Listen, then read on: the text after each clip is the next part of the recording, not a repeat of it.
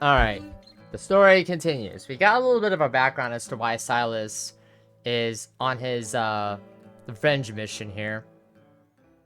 I'd been on their trail for months, ever since they left their hideout in the Bighorn Mountains. Led by Butch Cassidy, they were a loose association of outlaws who robbed banks and trains from Colorado to Montana. Among them was the Sundance Kid, and that murderous hombre I was tracking, Roscoe Bob Bryant. Were you a part of that giant Pinkerton posse after the Wild Bunch? No, boy.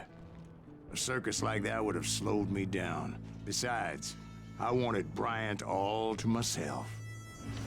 They blew the bridge with the intention of forcing the train to stop. Okay. Well, I assumed the Wild Bunch was likely in the still intact part of the train high above. So I had no choice but to make my way up through the passenger cars dangling down. I was determined to make that sumbitch Bob pay for what he did to my brothers.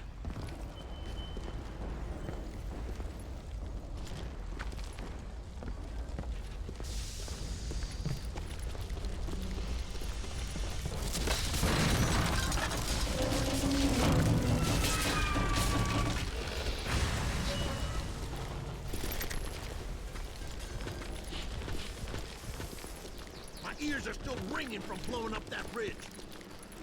What'd you say?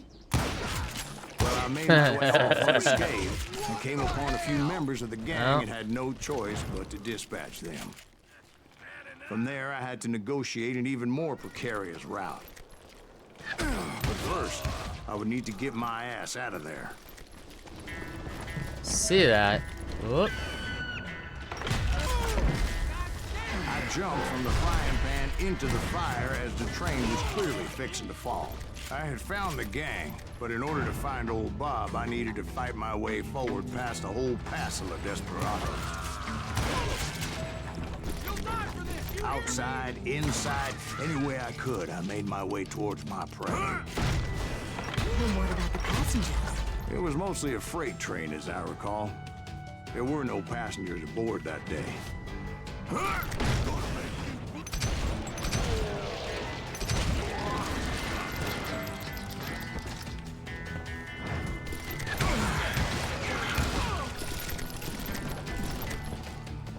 As I mentioned before, I am not fond of heights. But I was too busy dodging bullets to worry about falling to my death. Odds were I was likely to die that day anyway. So I was determined to take down as many of those bastards as I could.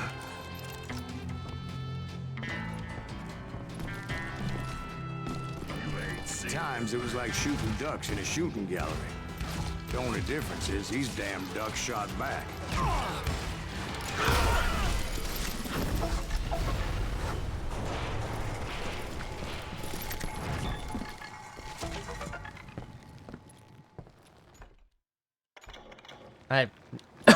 I need to climb. I kept hoping the law would show up and give me a You mean hand. like that giant Pinkerton posse that I read about? Did they come riding in, guns a-blazing to help?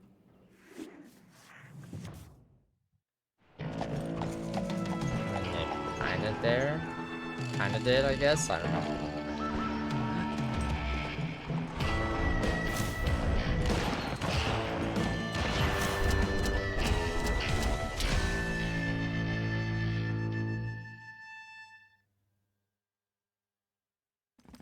Help?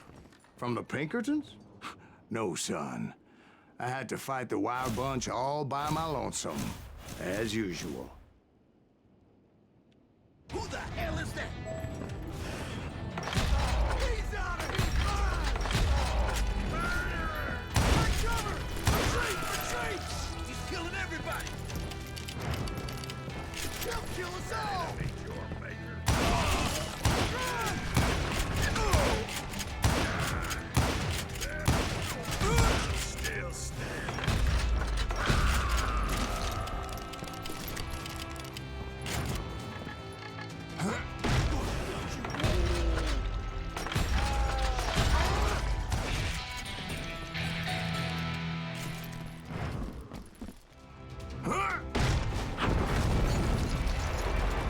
Guess is those dime novels didn't portray this as it happened, did they?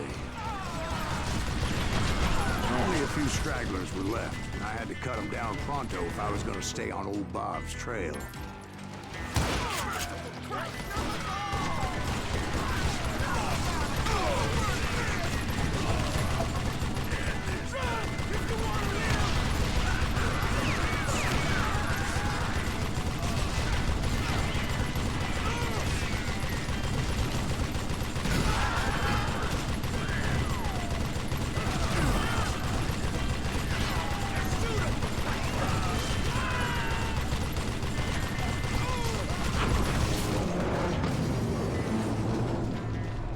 Once I silenced all those guns, I went searching for my nemesis, determined to finally have my justice. But the only survivor who welcomed me was George Flat-Nose Curry. Who was he?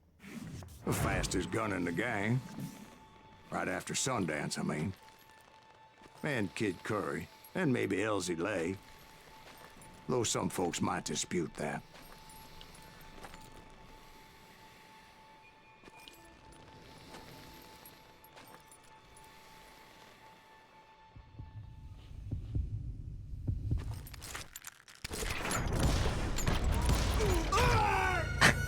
Again, what the fuck?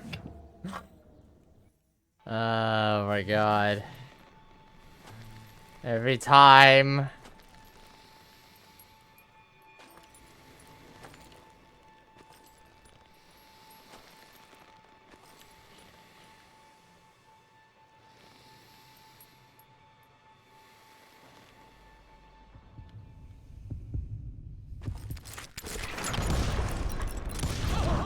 On that very same day, Butch Cassidy and the Sundance Kid decided to leave the Wild Bunch behind and decamped for South America.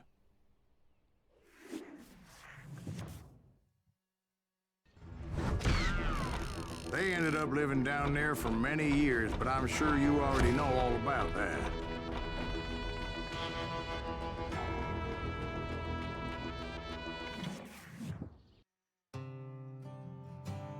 Oh wow. Okay. Well then. That was a quick one.